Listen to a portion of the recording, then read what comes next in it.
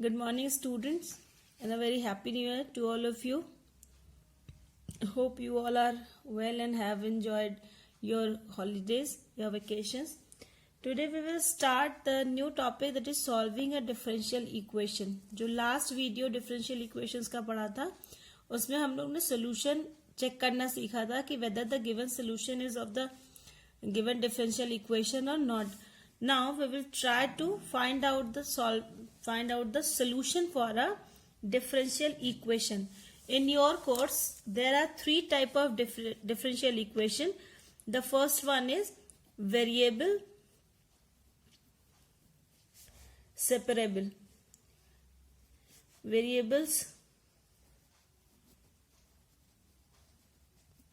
separable, as it is clear by its name only that in this type of equation you can separate the variables. Means that if two variables, differential equations with two variables are there in your course, so all those two variables can be separated with their respective operators. If this type of condition exists, then it is called the differential equation with variables separable. The second one is homogeneous.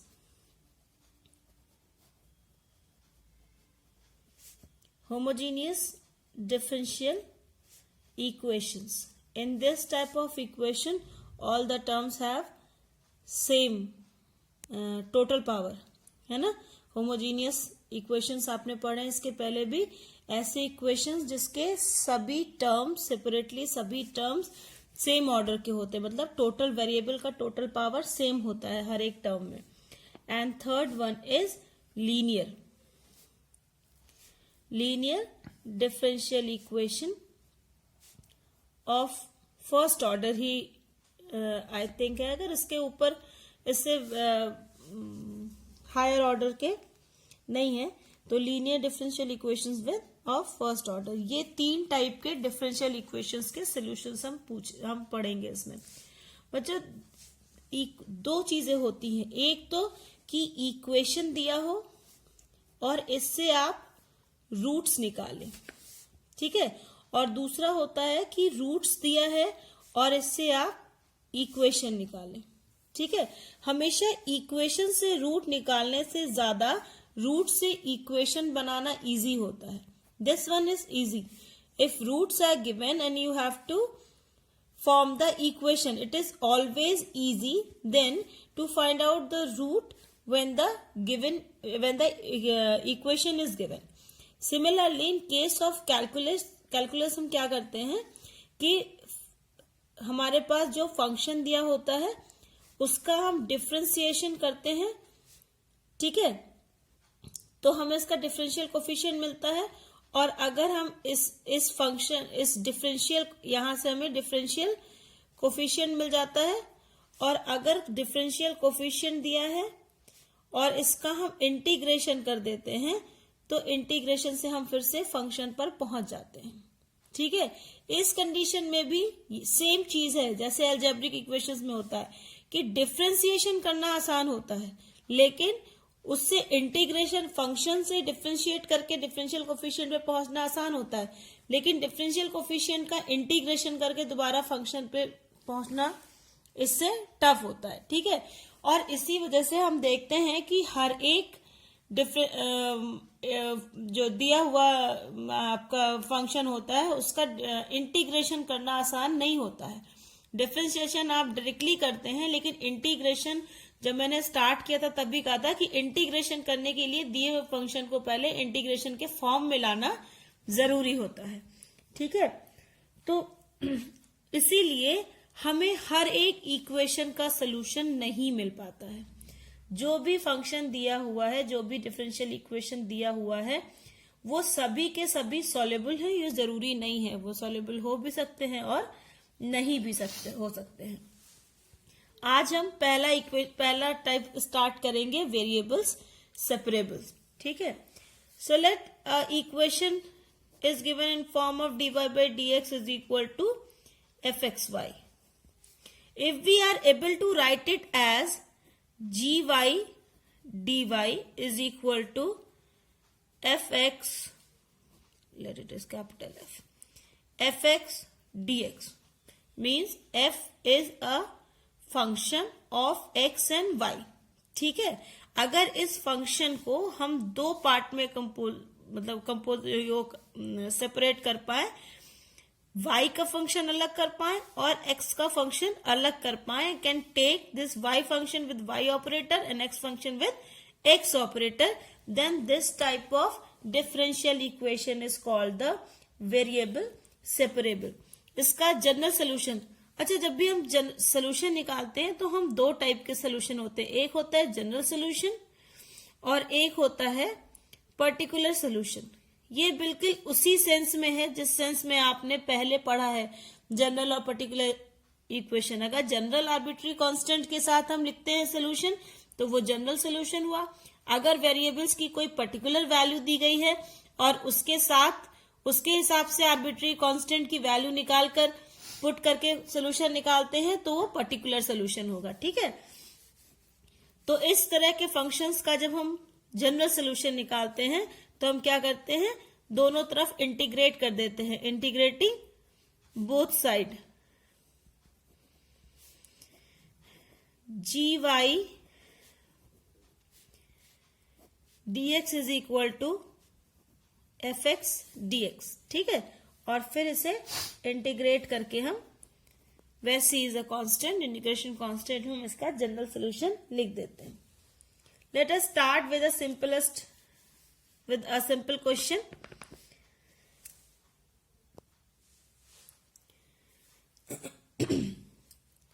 It is given that if x square plus 1 dy by dx is equals to 1, है ना? So we can write it as dy by dx is equal to 1 upon x square plus 1 or dy is equal to 1 upon x square plus 1 dx. Now integrating both side, integration dy is equal to integration 1 upon x square plus 1 dx. So it is equal to y is equal to 1 upon 1 plus x square is equal to tan inverse x. 1 को हम लिख सकते हैं 1 का square. So 1 upon a tan inverse x by a होता है ना, तो ये हो गया tan inverse x plus c. It is the answer, solution of the given differential equation.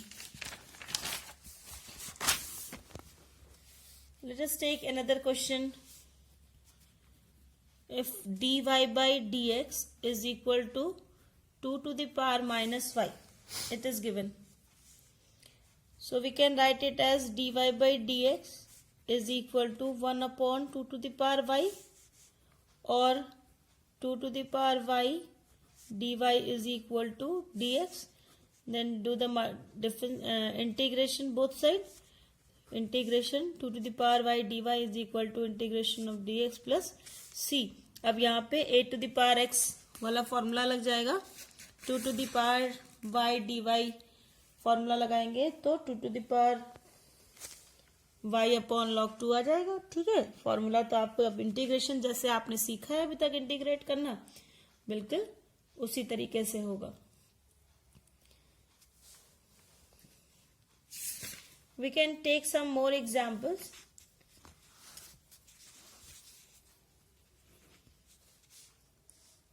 X square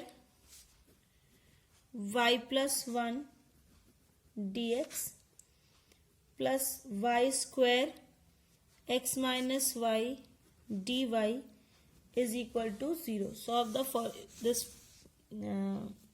differential equation. Now divide both the side by dividing both side by y plus 1 into x minus y. क्यों किया? क्योंकि यहाँ पे x square dx है जो हमारा different variable है वो y प्लस 1 है और यहाँ y स्क्वायर dy के साथ x माइनस 1 है. तो अगर हमने y प्लस 1 और x माइनस y से डिवाइड कर दिया तो y+1 से y+1 कट जाएगा, x-1 आ जाएगा, x के साथ, x वाले टर्म के साथ x वेरिएबल ही आ जाएगा, और ऐसे ही y टर्म के साथ y वेरिएबल ही आ जाएगा। तो ये हो जाएगा x² और y+1 कट जाएगा, ये हो जाएगा upon x-1 dx plus y² upon y+1, x-1 से x-1 कट गया, dy इज इक्वल टू 0। इस तरह के टर्म्स रहते हैं तो हम उसे कैसे करते हैं, x² में ऊपर x² -1 +1 upon x-1 dx plus y² -1 +1 upon y+1 dy is equal to 0। अब x² -1 वाले टर्म को और y² माइनस वाले टर्म को अलग कर लेते हैं, तो ये हो गया x+1 x-1 अपॉन x-1 और plus 1 upon x-1 dx plus it is y+1 y-1 upon y+1 plus 1 upon y+1 dy is equals to 0।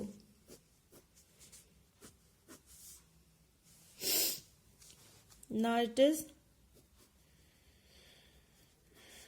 x+1 plus 1 upon x-1 dx plus y-1 plus 1 upon y+1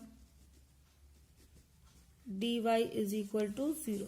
Now integrate both the side and find out the answer।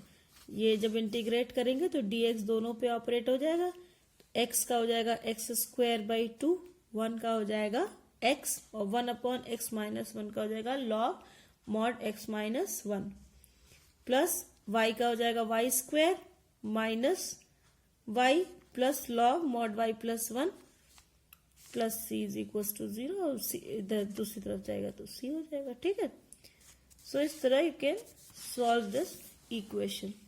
Integration मैं नहीं कर रही हूँ क्योंकि integration हम already सीख चुके हैं कि इंटीग्रेट कैसे किया जाता है। अभी हम सिर्फ यह देख रहे हैं कि डिफरेंशियल इक्वेशन का सोल्यूशन हम कैसे निकाल सकते हैं।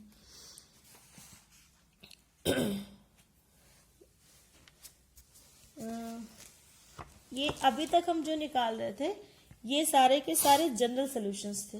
ठीक है, अभी एक पर्टिकुलर सोल्यूशन निकाल के देखते हैं कि पर्टिकुलर सोल्यूशन कैसे निकलता है।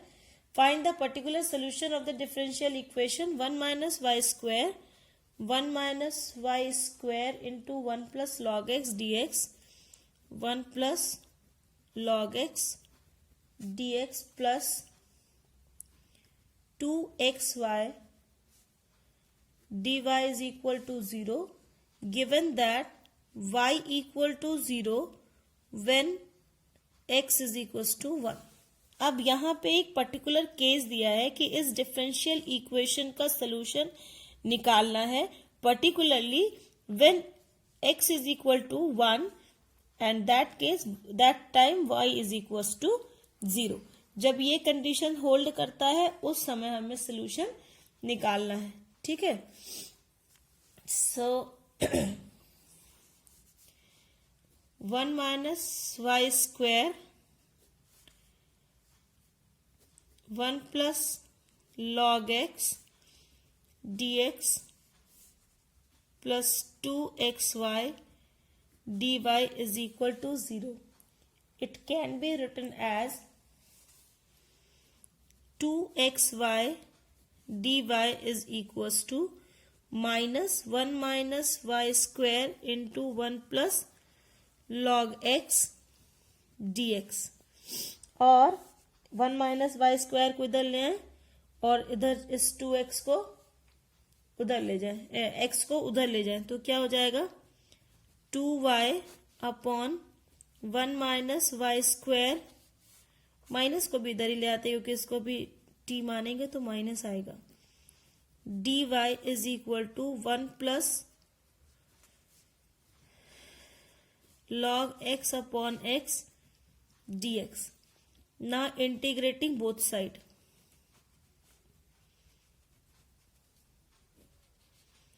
Minus 2y upon 1 minus y square dy is equal to integration of 1 plus log x upon x dx.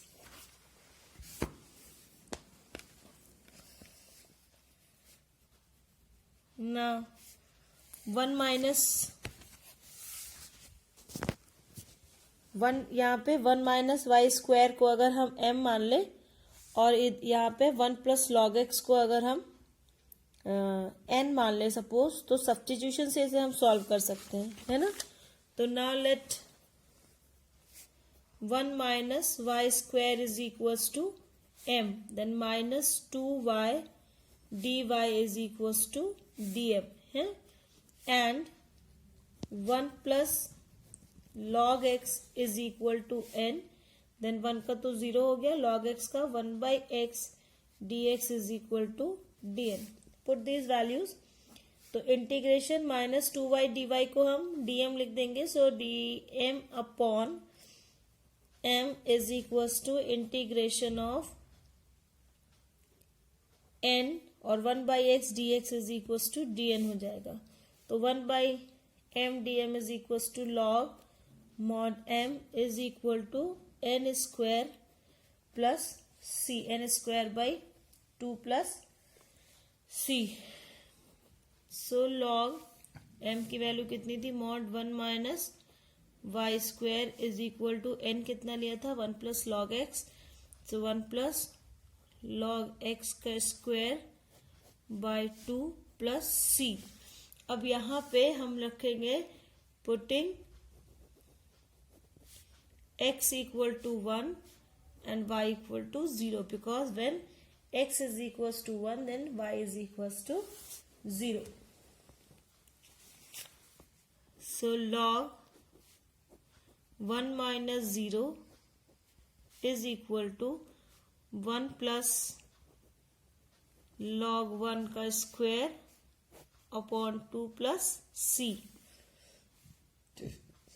So it is equal to log 1, 1 minus 0, 1. तो log 1 की वैल्यू होती है 0. इट इज इक्वल टू 1 और plus log 1 again 0. तो 1 plus 0 1 और 1 का square 1, 1 by 2 plus c. So it implies c is equal to minus 1 by 2. Let it is the equation 1. Then put the value of c in equation 1. Putting value of c in equation 1 क्या हो जाएगा, log, no it is not equation 1, actually it should be equation 1. log mod 1 minus y square is equal to 1 by 2 1 plus log x का square minus 1 by 2. It is the particular solution of the given differential equation. So in this way you can find out the general solution as well as the particular solution of a given differential equation. So student, practice your this variable separables type of equation from your text, that is in NCERT book, and then from the side books also. Okay, so in our next video we will start the new type of differential equation, that is homogeneous differential equation. Till then keep on practicing. Bye.